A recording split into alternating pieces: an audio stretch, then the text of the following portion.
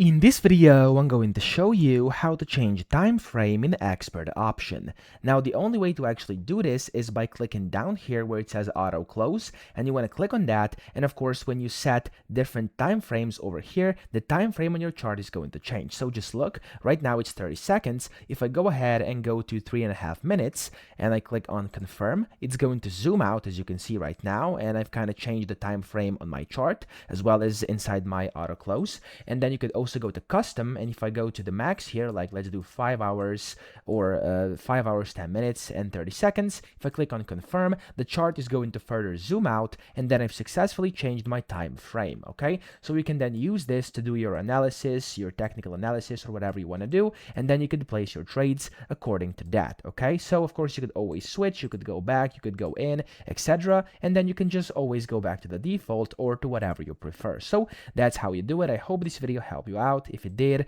please subscribe to the channel and help me out as well.